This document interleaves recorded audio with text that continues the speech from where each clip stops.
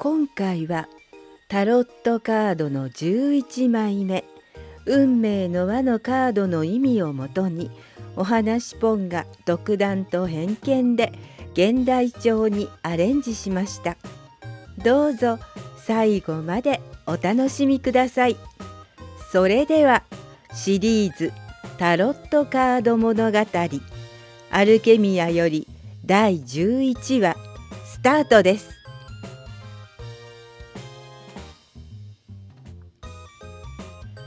カードナンバー10、運命の輪。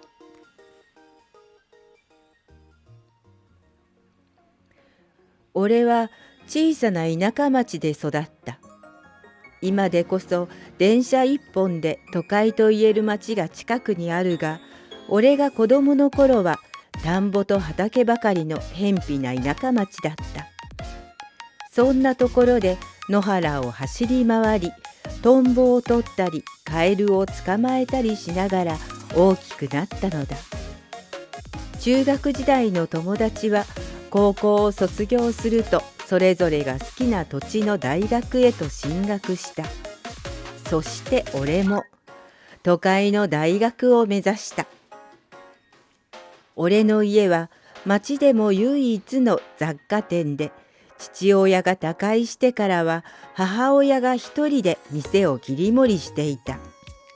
母親からしたらいつか俺が後を継ぐだろうと思っていたようだが、俺にはそのつもりは毛頭ない。なぜなら俺には夢があったからだ。それは IT 企業に就職して、その道でバリバリと働き、誰にも負けない SE になることだった。そのために高校時代からプログラミング言語を覚え、パソコン関連の本を貪るように読み漁った。おかげで大学に入った時にはそれなりにパソコンのことには詳しく、簡単なプログラムなら組めるところまで来ていた。そのため大学を卒業後もスムーズに就職先が決まり、これから俺は夢に向かってひた走るのだと思っていた。すべてが光り輝いて、きっと素晴らしい人生が待っていると信じて疑わなかったのだ。ところがそんな夢も一本の電話で崩れることとなった。卒業間近の寒い日だった。もうすぐ卒業ということで友達連中が集まり、にぎやかにやっていた時だ。急に携帯が鳴った。画面を見ると母とある。俺はせっかく楽しくやっているのにという思いと、卒業が近いのだから一言連絡しておかないとならなかった後ろめたさで元気よく電話に出た。ところが電話の向こうから聞こえたのは元気なはずの母の声ではなく、俺の知らない女性の声だった。女性は俺の声を聞くと、母親が倒れたから戻ってきてほしいと告げた。いつでも元気で威勢のいい母親が倒れるなど想像もしてこなかった俺は、頭の中が真っ白になった。相手の女性は母親が経営している店の従業員のようで、母親がずっと無理をしてきたことを告げた。何度休んでほしいと従業員が言っても決して休むことはなく、いつでも大丈夫だと笑っていたというのだ。しかし所詮は生身の人間だ。朝いつものように店に行くと、レジカウンターの中で母親が倒れていたそうだ。すぐに救急車を呼び搬送されたが、俺以外に身寄りがいないため、遠く離れている息子の俺に連絡が来たということらしい。俺はすぐに支度をすると深夜バスに乗り込んだ。これで母親に何かあったら俺はどうしたらいいのだろうと、不安と恐怖が俺を包み、一睡もできずに夜を明かした。空が白んだ頃、見慣れた景色が広がりだした。目的のバス停まであとわずかだ。そこに着いたら次のバスに乗り、一直線に病院へと向かう。俺は流行る心を落ち着かせながら母親の無事を祈った。病院に着くと点滴をしている母親がベッドで横になっていた。俺は弱りきっている母親の横に立つと涙が流れた。大学に行くからとこの町を出た時、母親は元気で決して俺を止めるようなことは言わなかった。それどころか、しっかり勉強するんだよと背中を押してくれたのだ。あれから毎月母親から宅配便が届き、その中には野菜が入っていたり、温かい毛布が入っていたりした。季節の変わり目には恥ずかしくないようにと新しい下着が入っていたりした。母親なのだから当たり前の行為だと思っていた。しかしそれが当たり前だと思えたのは母親が元気だったからで、今目の前の母の姿を見て、俺は自分が間違っていることを思い知らされた。これほどボロボロになってこんなに老けて、そこまでして俺を守ってくれていたのかと思うと、もう母親を一人残しておくことができなくなっていた。しかし俺は IT 企業で仕事がしたい。どうしたらいいのかわからなくなっていた。ならばいっそ母親を東京に連れて行くか。だが俺が望んでも母親は拒否するだろう。俺の悩みが深く沈んでいった。数時間後、母親は目を覚まし、俺の姿に驚いていたが、卒業式には出席できそうもないねと笑っていた。医者からは無理はさせないようにと釘を刺されている。卒業式どころじゃないのは俺だってわかる。問題はもっと大きく厄介だった。というのも母親がやっている店だ。この店をどうしたらいいのか。従業員もいるのに潰すことなんてできないというのが母の気持ちだ。毎日のように入れ替わり立ち替わり従業員が見舞いに来て、その日のことを報告してくれる。これほどまでに頑張ってくれる人たちを自分が病気になったからといって見捨てることなどできるはずがないというのだ。俺が母親の涙を見たのはこの時が初めてだったかもしれない。結局俺は母親の意向を無視することもできず、自分の夢を諦めることにした。何のためにプログラミングを勉強したのか、何のために必死に IT 企業に就職しようと頑張ったのか。だからって倒れた母親を恨むことなんてもちろんできるはずはない。俺は大学を卒業するとその足で実家に帰り、母親の代わりに店を経営するため社長になった。俺の中では小さな町の雑貨屋なんて経営するのは簡単だという安易な考えがあったのだ。パソコンを入れてちょっとしたソフトを作って従業員の管理や商品の管理をすれば、あとは見ているだけでなんとかなると思い込んでいた。ところがそんなに甘いものではないことがすぐに分かった。町の中の小さな雑貨店だった実家の近くには大型ホームセンターができていて、今までよく持ちこたえていたと思うほど客足は少なかった。持ちこたえていたのはひとえに母親の人柄の賜物なのだろうが、母親は従業員のみんなが頑張ってくれていたからだと言った。俺は1ヶ月の売り上げを見て愕然とした。これでは到底店を継続させることなどできるはずがない。そこで俺は社長として従業員に指示を出した。それはとにかく売れ、売って売って売りまくるということだった。店に入ってきた客は逃がすな。客に張り付いてどんなものでもいいから売りつけろ。売れれば商売は成り立つのだから、そう思っていた。ところが確かに売れはするものの、客が逃げてしまいリピーターがつかなくなった。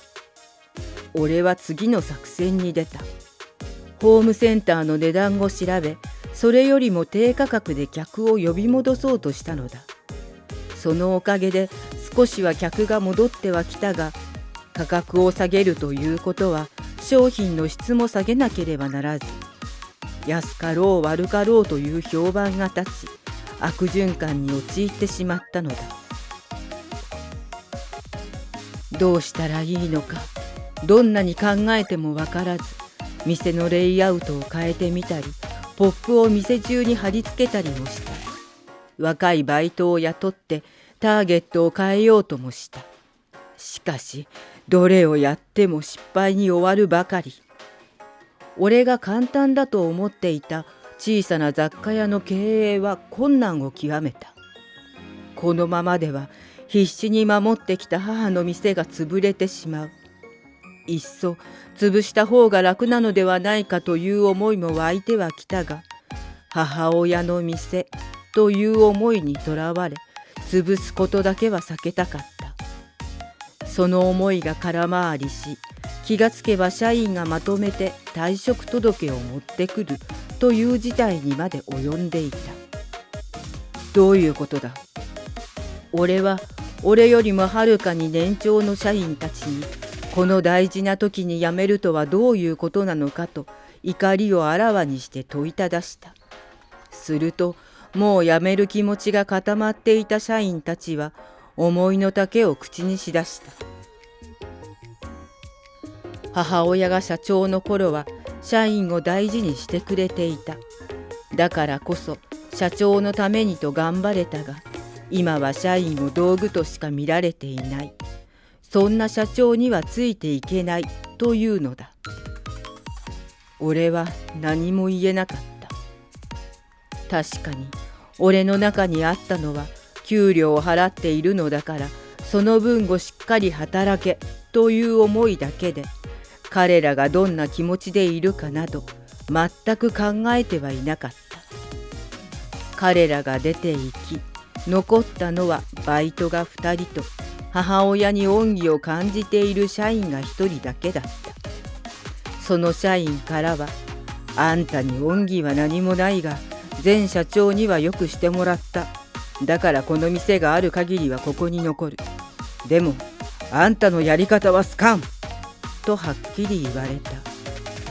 小さな店とはいえ、品出しから発注、接客などやらなければならないことは山のようにある。それを仕事が分かっていないバイトが2人に、ベテランとはいえ社員が1人では到底回るはずがないのだ。俺は今まで社長なのだから管理者として社員のやってることを見ていればいいと思い込み、まともに店の仕事をしてはいなかったのだが、もうそんな時じゃないと考え直した。店は人で持っている。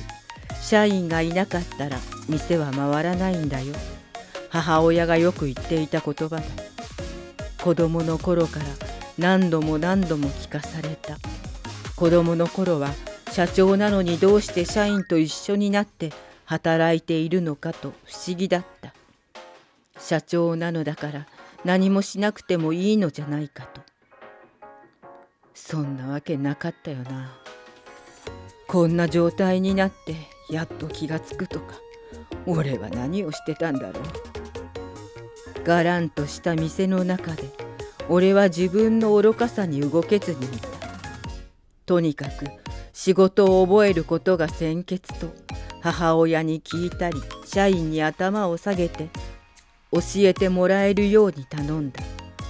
ところがやってみれば簡単そうに見えたことが、そんなに簡単なことではないことが分かった。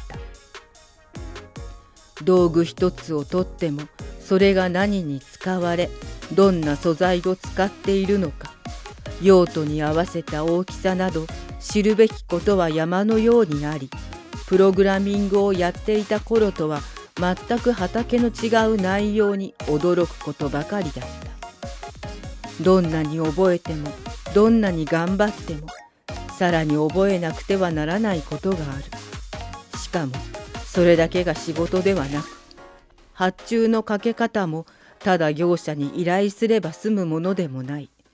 どれがどれだけ売れているのか、あるいは売れ筋はどれなのか、社員の管理をしていればいいなどと、そんな悠長な状況でないことを深く反省した。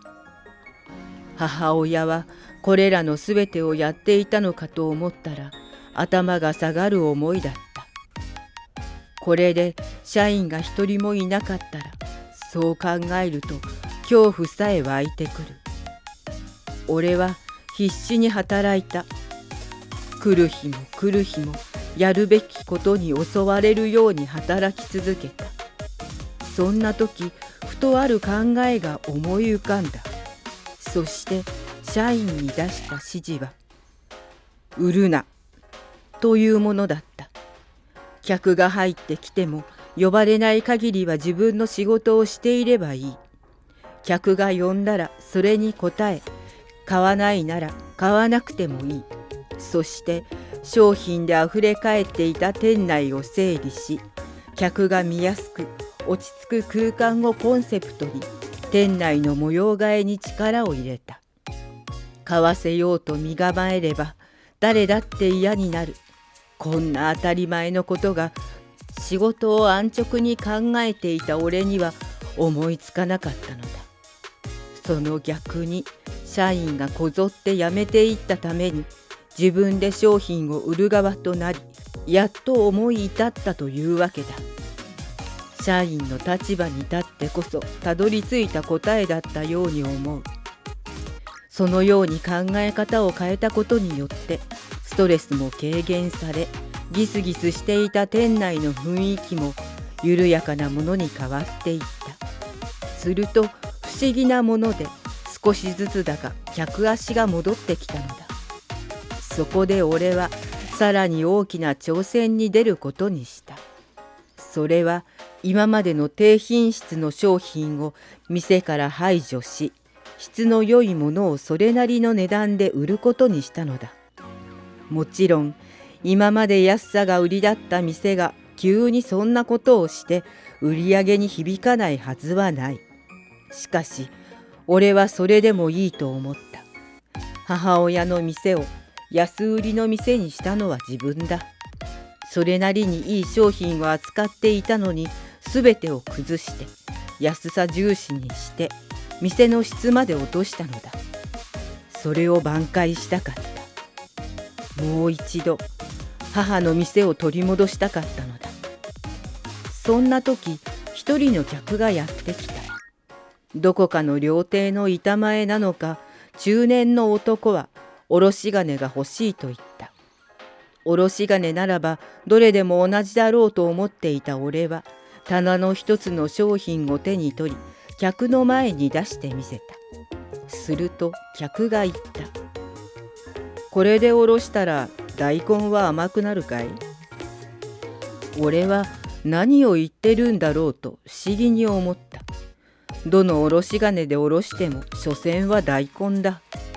大根自体が甘くなければ甘い大根おろしなんてできるはずはない。ところが相手はおろし金一つで全く味が違うんだよ。これだけの商売をしているんだ。そのくらいの勉強ができていないようじゃまともな商品を置いてるとは思えないね。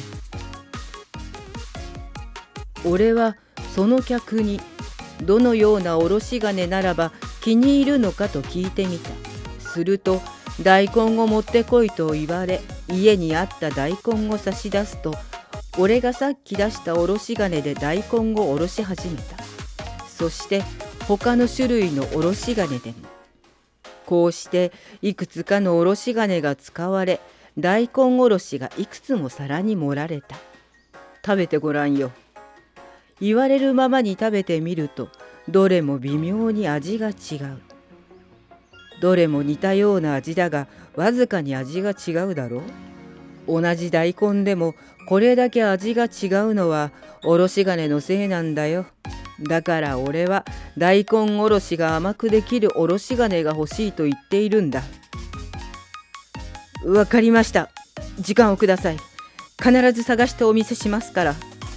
俺がそう言うと、客はにっこり微笑み、待ってるよと言うと店から出て行った。客が出て行くと、俺はすぐさま店の中にあるすべての種類のおろし金で大根をおろしてみた。確かに違う。確かに味が違うのだ。それならばとホームセンターにあるおろし金を購入し、大根をおろしてみた。これも味が違う。違うが決して甘い大根おろしというわけでもない。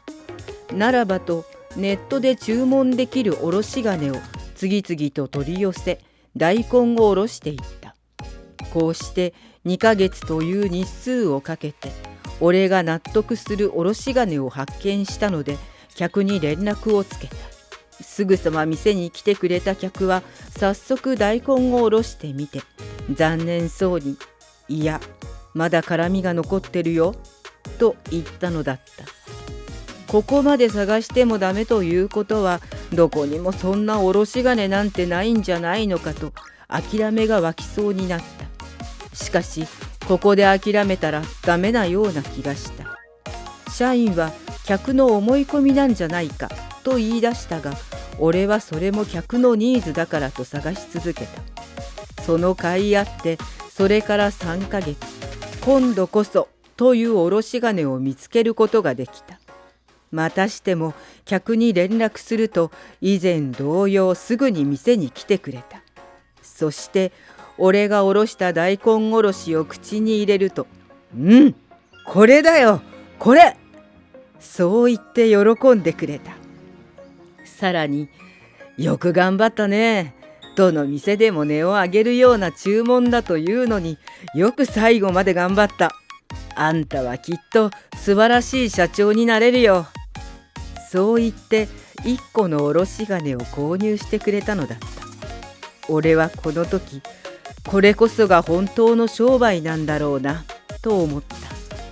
このことがあってから俺は客のニーズに応えられる店を目指すようになった。どんな難しいことを言われても誠心誠意当たることで必ずお客が喜んでくれる結果になる。そう確信できた。おかげで今となっては日本各地からお客がやってきてくれる店になった。日本どころか世界のあちこちから注文が来るのだ。俺は今心から思っていることがある。あの時母親が倒れなかったら、あの時社員がまとまって退職という不幸がなかったら、あの時あのお客が一つのおろし金を注文してくれなかったら、今の俺はないだろう。そしてこれからも従業員を大事にし、人を大切にできる店を守り続けようと思う。いかがでしたでしょうか。このカードは喜びも悲しみもすべては究極の使命を全うするための道のりに過ぎず、変わらないと思っていた現実さえも今まさに変わろうとしていることを伝えています。また苦しみの時が長く続いていたとしても、運命が味方する時が必ず来ることも暗示しています。面白かったと思ったらチャンネル登録とグッドボタンをお願いします。それでは次のお話でまたお会いしましょう。